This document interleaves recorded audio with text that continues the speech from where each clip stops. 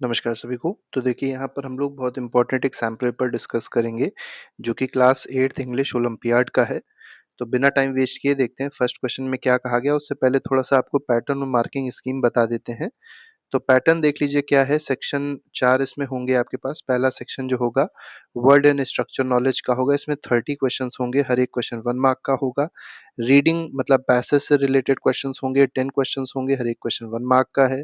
Spoken and written expression में आपके पास 5 questions मिलेंगे, हर एक क्वेश्चन 1 मार्क का है। और इन तीनों का कॉम्बिनेशन आपको अचीवर सेक्शन में मिलेगा, जो कि जिसमें 5 क्वेश्चंस होंगे और हर एक क्वेश्चन 3 मार्क का होगा। थोड़े से क्वेश्चन टफ होते हैं ये वाले। बाकी सिलेबस आप देखेंगे तो सेक्शन 1 जो है उसमें पूरी ग्रामर दी हुई है। सेक्शन 2 में अगर आप देखेंगे तो पैसेज और लेटर राइटिंग ये सब चीज़ें रहती हैं इसमें, उससे रिलेटेड एमसीक्यूज़ पूछे आते हैं। सेक्शन 3 और सेक्शन 4 जो है तो हॉट्स वाला है। सेक्शन 3 जो है इसमें भी अगर आप देखेंगे तो वही बेसिक चीज़ें आपको दी रहेंगी, जैसे प्रोनाउंसिएशन, स्पेलिंग, ये सब चीज़ें आपसे पूछी जाती हैं। तो चलिए बिना टाइम वेस्ट किए देखते हैं फर्स्ट क्वेश्चन क्या कह रहा है। फर्स्ट क्वेश्चन कह रहा है choose the correct option to fill in the blanks. तो आपको यहाँ बताना है, फिल इन द ब्लैंक्स दिए, आपको ऑप्शन बताना है इसमें कौन सा सही होगा। Friends are not books, dash books are friends. Friends may betray you, comma dash books are always loyal. तो मेनली पूछा गया है, तो एक एक करके हम लगा के देखते हैं। Friends are not books, while books are friends, तो वाइल तो नहीं लगेगा, ठीक है। फ्रेंड्स आर नॉट बुक्स, यहाँ पे येट आना चाहिए, येट आना चाहिए, yet, yet books are friends. तो यहाँ पे yet books are friends. Friends may betray you while books are always loyal. तो यहाँ पर अगर देखा जाए तो डी ऑप्शन बिल्कुल सही है। आगे बढ़ते हैं। Choose the option with correct spelling. तो आपको बताना है करेक्ट स्पेलिंग जो है वो इसमें से किसकी है। तो how do you spell the word that means irritable quick tempered. ठीक है, तो जो क्विक टेम्पर्ड होता है, इरिटेबल होता है, इसको क्या कहा जाता है। तो इसको कहता है इरेसिबल। और इरेसिबल मतलब यहाँ पर अगर देखा जाए तो बी ऑप्शन बिल्कुल सही है। क्वेश्चन नंबर थर्ड पे आते हैं। Choose the correct antonym. Antonym मतलब होता है अपोजिट, सिनोनिम मतलब होता है जिसकी सेम मीनिंग हो, ठीक है। तो एंटोनियम पूछा गया है किसका, ऑब्नॉक्सियस का एंटोनियम पूछा गया है, क्या होगा। तो ऑब्नॉक्सियस का सस्पिशियस नहीं होगा, इंडिफरेंट भी नहीं होगा, एम्प्टी भी नहीं होगा, प्लेजेंट होगा, ठीक है। तो प्लेजेंट जो चीज नहीं होती है उसको क्या कहते हैं, ऑब्नॉक्सियस कहते हैं। तो सी ऑप्शन इसमें बिल्कुल सही है। फोर्थ क्वेश्चन पे आते हैं। Choose the part of sentence that has an error. देखिए यहाँ पर आपको एक सेंटेंस दिया और बताना है कहाँ पर इसमें एरर है, वो आपको बताना है, ठीक है। Nevertheless he was neither omnipotent और ओमनीसेंट, ठीक है। तो ना वो ओमनीपोटेंट था ना वो ओमनीसेंट था। ही वॉज नाइदर ओमनीपोटेंट और ओमनीसेंट, यही अगर देखा जाए ये जो दिया गया है यही इसमें गलत है। तो सी ऑप्शन बिल्कुल सही है, ओमनीपोटेंट ओमनीसेंट। आगे बढ़ते हैं। क्वेश्चन नंबर फिफ्थ पे आते हैं। फिफ्थ क्वेश्चन देखेंगे। अब देखिए यहाँ पर आपको एक पैसेज दिया रहेगा रीडिंग का, आपको पहले पूरा पैसेज पढ़ना होगा। चाहे तो आप क्वेश्चन देख सकते हैं किस जगह से पूछे गए हैं, तो हम लोग उसको ज्यादा आसानी से कर पाएंगे। पहले हम लोग क्वेश्चन देख लेते हैं। Why does the moon play a greater role than sun in causing tides, ठीक है। अब टाइड से रिलेटेड इसका मतलब हमारा पैसेज है। इसमें कहा गया moon's role in causing tides is much higher, much more high and important than that of sun, ठीक है। The reason is that moon enjoys more proximity to the earth than the sun. तो देखिए पहली line में answer हमको मिल गया, क्योंकि proximity जो है वो क्या है, कम है, किसकी, मून की। तो मून इज क्लोजर, ये बिल्कुल सही है। तो moon is closer to the earth as compare to sun, बिल्कुल सही चीज मिल गई। देखिए पहले ही लाइन में हमको आंसर मिल गया। तो अब आप चाहें तो पूरा ना भी पढ़े तो कोई मतलब नहीं रहेगा।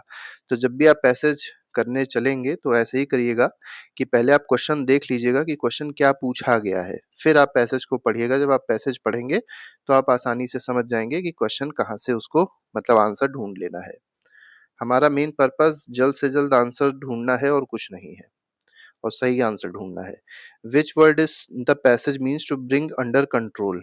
तो टू ब्रिंग अंडर कंट्रोल का मतलब क्या है, आप अगर इसको देखेंगे तो मिल जाएगा। To bring under control proximity नहीं होता, इमेंस भी नहीं होता, सिल्टेड भी नहीं होता, हार्डनेस होता है, ठीक है। तो डी ऑप्शन इसमें बिल्कुल सही है। क्वेश्चन नंबर सेवेंथ पे आते हैं। अब देखिए यहाँ पर क्या है, स्पोकन एंड रिटन एक्सप्रेशन से रिलेटेड है। यहाँ पर कोई बात हो रही है, युवा कुछ बोल रही है। इज ईवा ने क्या कहा, is it a tradition around here to drink brandy with coffee as morning dash. अब मॉर्निंग क्या, ब्रांडी और कॉफी पी जा रही है, मॉर्निंग क्या है, तो morning as a morning dash. ठीक है, अब एज अ मॉर्निंग आपसे पूछा गया है यहाँ पर, इसमें राइज एंड सनशाइन आना चाहिए क्योंकि अर्ली बर्ड इसमें फिट नहीं हो रहा है, इसमें सबसे ज्यादा फिट जो हो रहा है वो डी ऑप्शन है, as morning rise and sunshine. ठीक है, आगे बढ़ते हैं, 8th क्वेश्चन पे आते हैं, manager do you have a dash. अब देखिए मैनेजर, कुछ बात हो रही है मैनेजर की, और वो क्या कह रहा है, do you have a dash creative ideas, question mark dash we would love to hear from you. ठीक है, do you have a knack for creative ideas, पहला ऑप्शन दिया गया है, यही सही है, do you have a knack of knack for creative ideas, if so we would love to hear from you, तो ए ऑप्शन ही इसमें बिल्कुल सही है। ठीक है, आगे नहीं बढ़ेंगे क्योंकि सही आंसर मिल गया है। अब यहाँ पर देखिए क्या कहा गया, फिल इन द ब्लैंक्स इसमें भी दिया गया है, nowadays most people with interest in blogging engage anonymously in dash online commentary. देखिए यहाँ पर दिया गया है कि आजकल अगर आप देखेंगे तो लोग जो है उनका इंटरेस्ट ब्लॉगिंग में बहुत ज़्यादा है, तो वो अपने आप को एनोनिमसली क्या कर लेते हैं, एंगेज कर लेते हैं ब्लॉगिंग में, ऑनलाइन कमेंट्री में। तो कैसी ऑनलाइन कमेंट्री में, एबिलेटिव नहीं होगा, एक्यूजेशन भी नहीं होगा, ल्यूक्रेटिव नहीं होगा, विट्यूपेरेटिव होगा, तो यहाँ पर डी ऑप्शन बिल्कुल सही है। लास्ट क्वेश्चन देख लेते हैं, लास्ट क्वेश्चन क्या कह रहा है, इसमें कहा गया choose the correct synonym of the word. अभी देखिए हम लोग ने एक एंटोनियम देखा था, अब ये सिनोनिम है, सिनोनिम मतलब सेम मीनिंग होनी चाहिए। तो डिस्परेज जो है इसकी मीनिंग किसकी तरह होती है, तो बेलिटिल दिया गया है, काइंड दिया गया है, इंस्पिरिट दिया गया है, ग्लोरीफाई दिया है। तो डिस्परेज का मतलब जो है वो क्या है, बी लिटिल है। ठीक है, तो ए ऑप्शन बिल्कुल सही है। तो इस तरीके ये एमसीक्यूज जो थे, ये सैंपल पेपर था इंग्लिश का जो आप लोग ने देखा। इसके अलावा हर एक चैप्टर के जो एमसीक्यूज हैं, अलग अलग सब्जेक्ट्स के एमसीक्यूज हैं, हमारी प्लेलिस्ट में लगे हैं। अगर आप ओलंपियाड की तैयारी कर रहे हैं तो उसके बहुत सारे सैंपल पेपर्स हम लोग ने कराए हैं पहले से ही, उसको आप जाके देख सकते हैं और प्लेलिस्ट को फॉलो कर लेंगे तो आपका सैंपल पेपर, जो भी आपका पेपर होने वाला है, वो अच्छा हो जाएगा। तो अभी के लिए फिलहाल नहीं रखते हैं, सभी को हमारी तरफ से गुड लक रहेगी, अच्छे से पेपर करिएगा और एग्जाम में ये याद रखिएगा कि आपका काम क्या है, सही आंसर करना और जल्द से जल्द आंसर करना, ये मोटो होना चाहिए। अगर आप इन्हीं दोनों मोटो को लेके चलते हैं तो आपका पेपर अच्छे से हो जाएगा और गलतियां नहीं होंगी। ठीक है, और सबसे इम्पोर्टेंट बात एक और है कि जब आप बबलिंग करेंगे, जो आपको एमआर शीट मिलती है, बच्चे क्या करते हैं ज्यादातर केसेस में, बबलिंग गलत कर देते हैं, उनका आंसर सही रहता है लेकिन बबलिंग गलत कर देते हैं, वो गलती आप बिल्कुल भी मत करिएगा। ठीक है, तो सभी को good luck, thank you very much, goodbye, जय हिंद।